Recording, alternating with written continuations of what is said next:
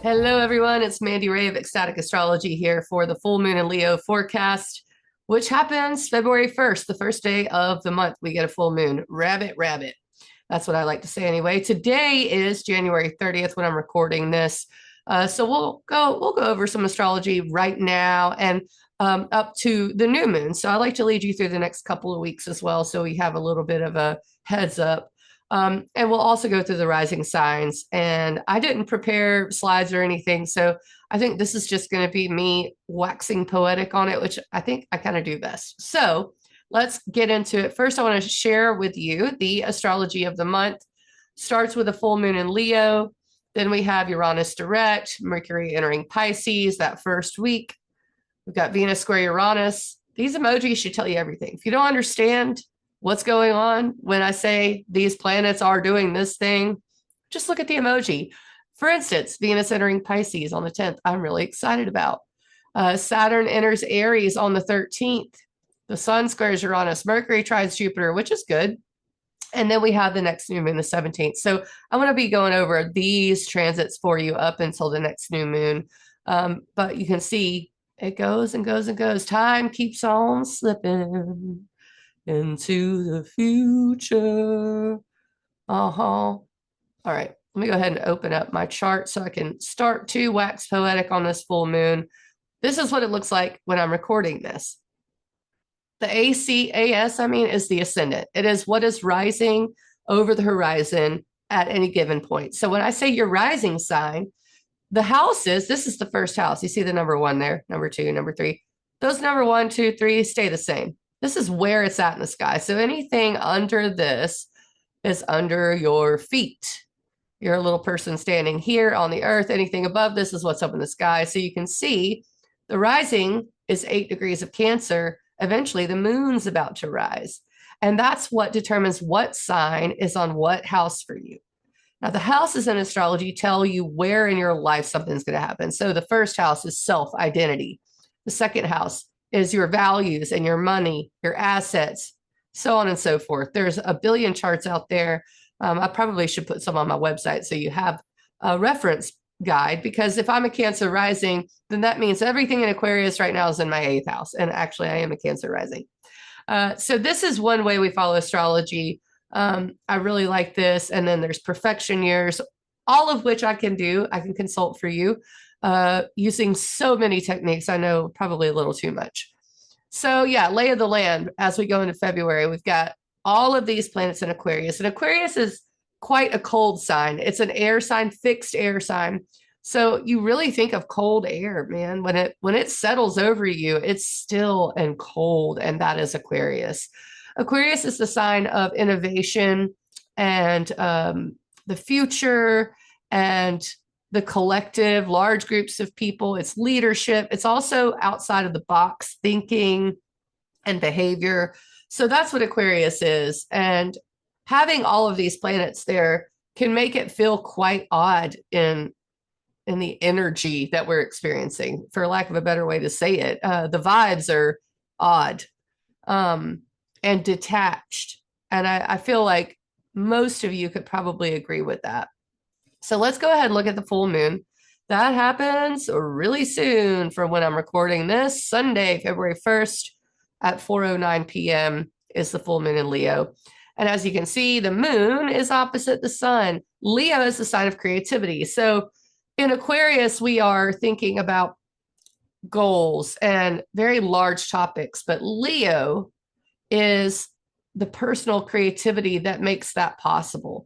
A group of people is made up of individuals. And so Aquarius is the group, but Leo is the individual. Leo is how you shine. So full moon there is really nice. It can lead to just good times, feeling like you want to be back in your joy. And the fact that there is not much else in play here, see these lines, those are called aspects. That's how the planets kind of interact with each other and how the vibes interact with each other. Well, there's nothing interacting with this full moon. It is very much who are you? What drives you? What drives your passion? What is your creative joy? Why do you laugh? So I really like this full moon to start off February because it gets us back in touch with, yeah, I know all this is happening in the collective, and we all know what's happening in the collective in America. But what does it mean for me? What am I doing for myself, for my life, for my joy? And that sounds selfish. Well, why do you think Leo gets that horrible, horrible archetype slapped on them? I say horrible because it's not an inherently selfish thing to be in your joy. And I like to describe Leo when people are like, Leo is attention seeking. And by the way, we all have Leo somewhere in our chart, okay? Um, but it's like a kid draws a picture and takes it to you to show. They want you to witness their creativity. And that's ultimately the interplay between Aquarius and Leo. Leo creates and it wants others to witness it. So this could be a moment where we need to have some focus put on ourselves for whatever reason. Now, you want to get into the reasons. Let's go ahead and talk about the rising signs. So this full moon let's go ahead and edit this here. We're going to say for Aries Rising, I like to start with Aries Rising I'll get there. I hate dead air on these things, but I do my best. All right. So for Aries Rising, that's going to be in your fifth house of creativity. So it's even more so for Aries Risings, right? Like I need for people to witness my creations. I need to be in my joy. I need to play. I need to have fun. Pretty simple, especially when it feels like all of the energy has been on your goals and the outer world, because that's where everything in Aquarius is. Okay. So in that spirit, it would be a really good thing for you to just focus on having fun. And you, more than anyone else in the zodiac, it is, you could spend it with kids. You could go swinging on a swing. You could be drawing, painting. You could be doing whatever it takes to get your focus off of these big ideas, big goals, almost like too big for you, and pushing there, and to just bring it back to you, what you do for fun. All right, for Taurus risings, I need it to go by minute because I want to get it as that. There we go. It's in your fourth house. There we go. See, there's the Taurus rising. This is how you look at it. If you're a Taurus rising, that means Leo is your fourth house of home and family. So that is, I need to feel in my joy, in my home, with my loved ones, and emotional security. There could also be focus for you on career, on the goals for the career, the outer world, achievement. And that's where your focus has been. That's where it feels like maybe there's some pressure. Aquarius is ruled by Saturn, but the full moon in Leo is like, you've done a lot of that. So why don't you go home, turn on Netflix, and do what you need to do? Or go home and record an Instagram live. What can you do that brings the joy from this area, home and family, that can maybe support the outer world, right? But ultimately, what you need to be doing is being in your joy, in what makes you feel comforted. That is really important. Okay. Gemini rising. Let's go. Hour. Here we go. That's in your third house of communication, community, local trips, short trips, siblings. You're like, what does this mean, Mandy? What does the full moon mean? Okay. It means that you're supposed to be in your joy, especially when you're communicating. You're supposed to be saying, look at me. I have a right to be the center of attention right now. And maybe not that, but so much focus for you has been on philosophy and maybe life path and what your truth is. And this comes down to be social, have fun, go out and have drinks and talk to people, go have a coffee if you don't drink, have friends over. You spend a lot of time doing some spiritual exploration. So maybe it's time for a little social interaction. Cancer rising. It's in your eighth house. Second house. All Aquarius is in your eighth house. Trust me, I know I'm a Cancer rising. All right. So this is, how do you be in your joy when you're making money? Ooh, that's a hard one. How do you be in your joy with regards to monetary ideas, with regards to what your values are? So for instance, if you're purchasing a mouse for your computer, and you're about to get the practical one, this is the time to get the sparkly one. Okay, so this is, make sure you're following your joy even where your monetary values are concerned. Yes, we can say the focus has been on debts and what what you share with others and how much maybe you're getting back out of this world monetarily, because the eighth house rules contracts and it rules taxes and it rules other people's money. And a lot of times when you have Aquarius there, it feels like everyone's getting one over on you. You know, like, sure, I'm painting this to make money, but you know, the group at large may not understand me. And I feel like I am not empowered in my money. And that could be very well the case right now. You feel like everything's going wrong, but this is a sign to spend some money on yourself that's indicative of how much you're worth to yourself. You know, how much of your heart is worth buying that fun coffee mug. Or, you know what? I'm going to go set up and do my astrology on the corner. Even though I haven't been making much money from it lately, that's what I want to be doing to make money. So it's following the rabbit down that hole. Leo, ooh, Lord of mercy. Leo risings. This is in your first house. I know that. Look at it. First house. So that is yourself, your identity, who you are. This is, I need to be seen and I need to have fun doing it. I need to be seen by other people. I need other people to pay attention to me. There's been a lot of focus on relationships and maybe responsibility and doing the right thing for you. And this is like, go out and have fun. Go do an improv night. Go be seen and do it in a way that your heart desires, that makes you feel creative. Really easy for the Leo risings. Virgo rising, it's in your 12th house. This is an abstract place to have this full moon. This is, I need to be in my joy spiritually, subconsciously. I need for it to be so much less focused on the daily life just for this moment, because that's where your focus has been, your work, getting your routine right. And it feels like there's a lot of pressure there. And you just kind of need to let go this weekend. Let go and have fun and let it be a spiritual practice for yourself. Libra rising. This is in your 11th house of goals in the future. And so this is, how can I be in my joy in that way? How can I be creative in that way? A lot of focus for you has been on your creativity, but I think with Aquarius on your 5th house, you kind of use your own creative nature to push others, to bring others up. And this one might be for yourself. Okay. I know that that's something weird to say because it's in your 11th house. The 11th house is friend groups and networking. But this is networking for you to be the center of attention. Okay. This is networking for you to be seen. This is goals for how can I be in my full joy with my goals? Scorpio rising. This is in your 10th house of career.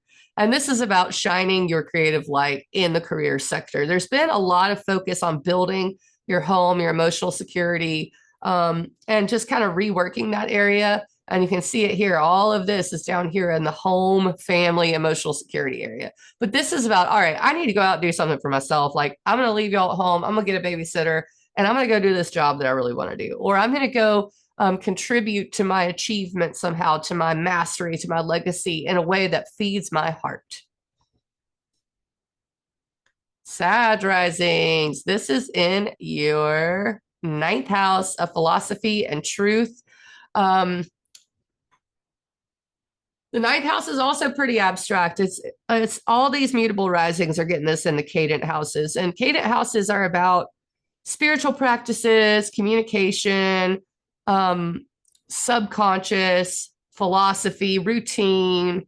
And that's what all of the Sag, Gemini, Pisces, and Virgo are dealing with. But for Sag risings, this is, my philosophies have a lot to do with following my joy.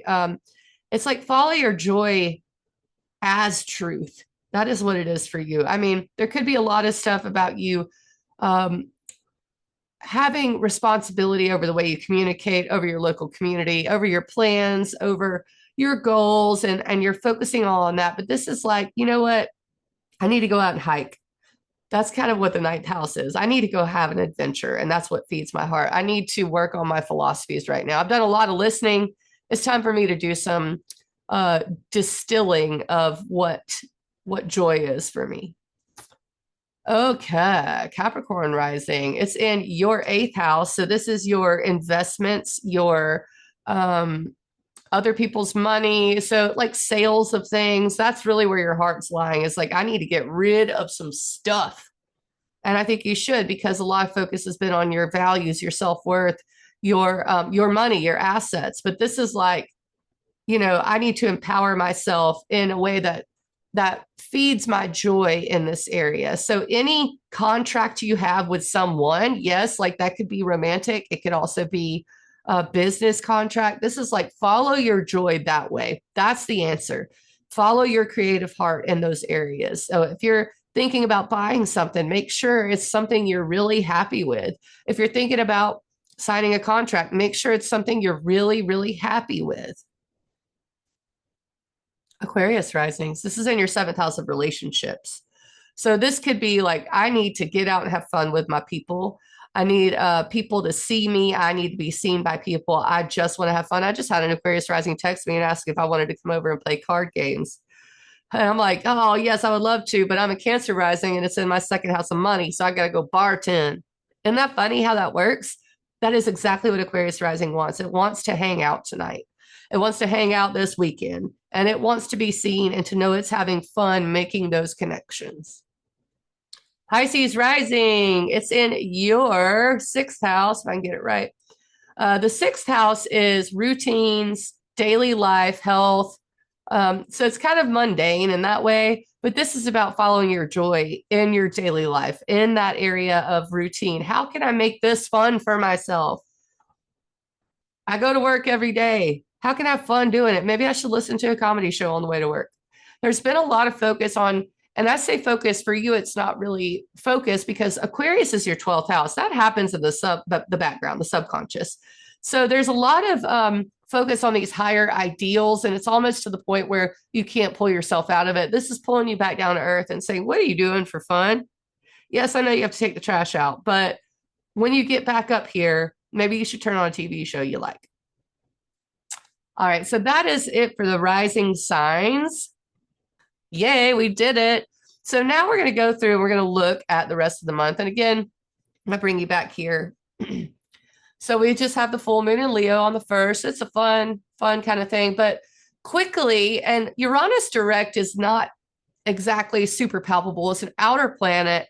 But Uranus is innovation. It's unexpected events. It's rebellion. It's freedom. So it's been retrograde. And that kind of concept can feel like it's not as able to tap into it when it's retrograde. I hear people say things are louder when it's retrograde. I don't believe so. Maybe slower. Uranus is a fast kind of planet. So when it goes direct, I feel like things start popping off and we're able to actually make palpable changes in our life. And this month, we absolutely will because we have things interacting with Uranus. Mercury enters Pisces. I call Mercury and Pisces transits it's like a Mercury retrograde every time it's in Pisces. But something to note is that Mercury actually does go retrograde in Pisces on the 26th. So you have the first 11 days of the month where you don't have to really worry too much about the Mercury retrograde stuff. The shadow doesn't start till the 11th. So I would say dream, create, do all of that before you have to rethink it in the retrograde. The 8th, which is a Sunday, we got big Sundays this month, Venus squares Uranus. So this is what I was saying. When Uranus goes direct in Taurus, by the way, Venus is in Aquarius, and we can go look at the chart for that. So here we are. We got Venus in Aquarius. We'll go to the 8th. And we'll see. That's the 9th, actually. So let's go back one. There's Venus at 27 degrees Aquarius. There's Uranus at 27 degrees Taurus. That red line, that's a square. This blue line, that's a trine. So when I say trine, think supportive. Triangles are flowy. They're blue. They're water. They're good. Squares are tension, right? It's an angle. So Venus is what we love and our relationships and our money. And it's in tension with Uranus trying to change up our values, right? So we're having to think outside the box, really almost evaluate outside the box, okay? Because that's what Venus does. It evaluates. It places value. So we have to kind of come to terms with the fact that our values may be changing due to some external force, maybe due to some internal force. All right, let's go back to the calendar because on the 10th, Venus then, after it leaves Aquarius, enters Pisces. That is where Venus is exalted. And I'm really happy about that transit. That's why it's got the little rainbow sparkly emoji there, because that's actually going to be a really nice time. Venus in Pisces just brings twinkly good feelings. It will trine Jupiter on the 22nd. That's a really good day this month. And I know I'm getting ahead of myself because I'm only going to the new moon.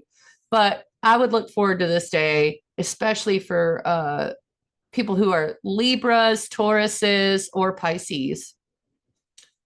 And then the biggie is the 13th, Friday the 13th. That's right. Saturn enters Aries. And this is a big deal. It happens once every 27-ish years.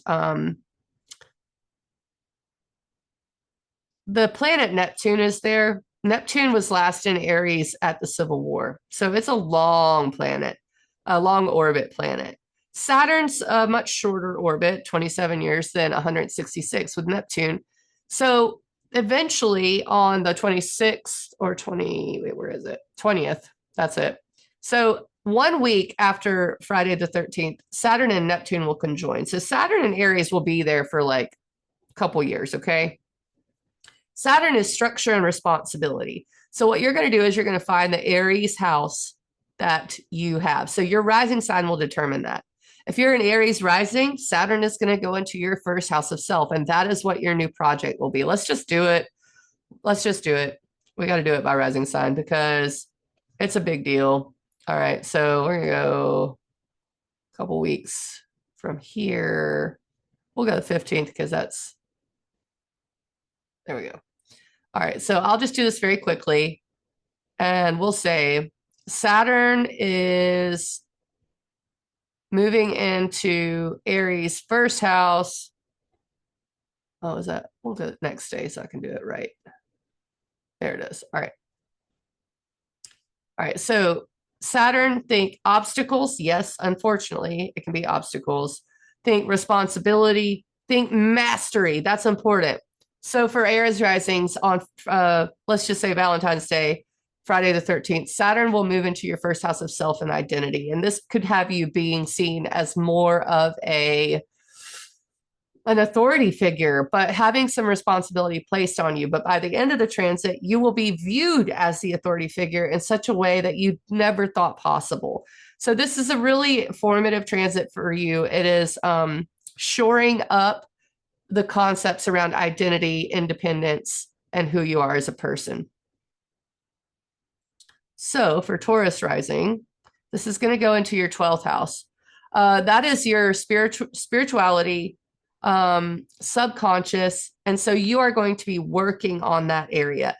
It's less of a material, like you can feel it transit, and more of a, I feel some existential responsibility and I'm not even sure what to do with it. I know that sounds scary, but it is the way it is. And that's really, you're going to be redoing your subconscious. Okay. You're working on your spiritual principles. You're working on getting it together as a human, because this stuff, again, look 27 years ago, 1996, actually 30 years ago. And Saturn's orbit is a little bit elliptical, so it can be different. But Saturn went into Aries last in 1996. It's a good thing to focus on. So was there any kind of spiritual raising of your stock? That's a good way to put it. That's what Saturn tries to do. At first, it feels like responsibility. So you could be dealing with some things that don't feel right and you're not sure why. Just remember, you are working on your spiritual self. All right, let's do Gemini Rising. That's going to be in your 11th house of goals. And listen, that's really exciting. Saturn wants you to be successful, okay? At first, it is responsibility. So you may feel like people don't see you as a leader, or like you're just, you feel like your friend group is weirdly dissolving, or you feel like your goals are completely changing. That's Saturn. Saturn is like, all right, it's time to reconstruct this area. And at first, there may be obstacles. At first, it may not feel great, but by the end of the transit, your goals, your future, your networking, your large groups of people is going to be, it's going to look completely different. Cancer rising is going into your 10th house of career. I mean, I don't really feel like I have to explain that too much. That's what you're working on. You're working on your place in the world, your achievement, your authority, your mastery, and you want to be seen as that. You are up leveling yourself in a career way. Again, might feel like pressure and responsibility at first, but diamonds are made under pressure. And I know that's kind of cliche, but whatever. So, Leo rising, Saturn's going to be in your ninth house. Why does it look like that? It's because the things are all, I should have whole sign houses chosen here. It's in your ninth house. That's why I like whole sign. All right. There it is. So the ninth house is philosophies, adventure, your truth. And that is what you're going to be working on. Like, what does it even all mean? You know? So it's a very, it's also kind of similar to having Saturn in your 10th, I mean, in your 12th, like Taurus rising, but Leo risings, it's going to be spiritual, but it's more what you decide is the right philosophy. This is very self-driven. Okay. So you are changing up what you believe to be true and what you believe to be true about your life path. All right, Virgo rising. Saturn is in your 8th house of shared resources, investments, contracts. This one's not an easy one. I've had Saturn go through my 8th house, and this is when you might feel like people are pulling on you, or you're not getting quite what you need, but you're working on in investing in yourself, I think, is what Virgo risings are doing. Like, I want to invest my work, my values, my money, my whatever into myself this time. And I think having Aries on the 8th house kind of makes that the case no matter what. But I think with Saturn there, it's like, no, this has to change. We have to reconstruct this area. For instance, if I spend time, which is an investment, on something, I want it to be worth something. I want it to build me up. I mean, ultimately, we're trying to build a new self with Saturn and Aries. So good luck, Virgo risings. Make sure you're investing in yourself. Libra risings, this is in your 7th house of relationships. Again, kind of self-explanatory. When it's on your angles like that, you will find that your relationship area will be completely different by the end of this transit, which is, I think it leaves in 2028 sometime. So boundaries, making sure you are maintaining your autonomy in relationships, because it is Aries. Let's think about that. But also like reconstructing how you do relationships, including friendships, including clientele. Okay. Scorpio rising, Saturn's moving into your 6th house. This is about getting your daily life and your everyday work situation just right. And it looks like, you know, like if you're working for someone else, this transit would be when you want to go work for yourself, things of that nature. So Saturn and Aries is very much for you. I got to redo how I'm doing things day to day. I have to make sure I'm focusing on my health. I have to make sure I'm building this area of my life the way I want to. Sag rising is going into your 5th house of creativity, joy, romance. So that at first can feel a little depressing, not going to lie.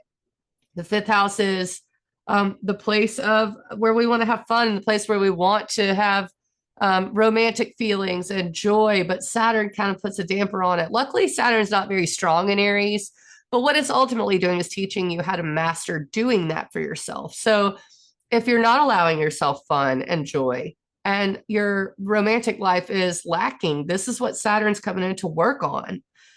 So that's what you're encouraged to have more joy. I mean, even in down to your career, because Saturn does rule that. All right. Capricorn Rising's 4th house of home and family. So you're reconstructing that. Now, here's the thing, and this goes for everyone. We've had the eclipses there like this last year, right? So it might feel like you don't want to work on it anymore. Let's be honest. But It's important. It's like, how can I make this work for me? How can I get my home life and my career life? Because it always does equal out the opposite area. Okay. You're never going to have a transit that doesn't work on the opposite area as well. And that's why they're the mirror to each other. So career, I could see for Capricorn risings as well, but home and family, you got to get that home area situated. You got to feel good enough in your home to leave it. Okay. You got to feel good enough with your family and your emotional security to leave it. You don't do career unless that area is right. So something about your emotional security needs to be shored up here and your home and family life. Aquarius rising, it is in your third house of communication, short trips, local community. So you could find some of your words being twisted at first, right? But this is about where do I belong in my local community? Where do I belong? And how do I communicate my authority and my desires in this area? It's kind of simple for Aquarius risings because it is in that Caton house and it's very abstract. The third house also rules sacred places and siblings. So there may be something with your siblings during this transit, but it's no matter what, Saturn does at first feel like obstacles and it feels confusing with Neptune there, but eventually you're going to master this area of speaking for yourself and speaking your truth. Pisces rising, it's in your second house of money, baby. That is what you are working on, and you got to approach it differently, and that's okay. You got to approach it with some fire. Saturn at first dampens that fire, but at the end of this transit, that fire is going to be so much stronger. It's like when a fire starts to go out, the fire of your money starts to go out, but you're building it and you're digging those coals underneath and trying to create more air and more space and more loft in that fire so that it burns well. That's how you structure fire. And that is what Saturn's doing for you in your money area. All right. So that's really it. I mean, I think the last thing we had for leading up to the new moon is the sun square Uranus. And I've already talked about that. That's in a different area. But this is, again, change. Okay. This is a month that we have to change things and we're going to change things. And it's like the buck stops here, but it doesn't stop all the way. The buck stops with me this month. And I get to have autonomy and agency in what I want to do. Now, Saturn moving into Aries, Friday the 13th, just start to pay attention because it's going to be there for a while. And it's going to work on us. It's going to work on us all. It doesn't feel great at first. Don't let these, astrologers make Saturn into some cheery planet. In traditional astrology, it was a malefic planet. And it's cold and it's hard and it's steel. And that's what this house is made of. There are beams in here and they keep me safe. And so while it's not twinkly and good luck, it is something that is necessary in life. We have to do the hard work to make it further. So locate that Aries part of your chart and figure that out. And start to make notes on it this year. It's a really good way to do it. All right, everybody. I'm Mandy Ray of Ecstatic Astrology. That's your full moon and Leo forecast. I appreciate you guys. And please go like, share, subscribe, follow me, push it to all your friends. I do retreats. I do, and they've been so great locally. We've had some groups where we make smudge bundles and I talk about an astrological transit, and it's just a good group exercise to do. We get to talk about our charts, but I also do one-on-one consults, ecstaticastrology.com. And you can email me through, you can use the contact form, or you can say ecstaticastrology@gmail.com. Hey. All right, guys, Mandy Ray signing off. I'll catch you on the flip side.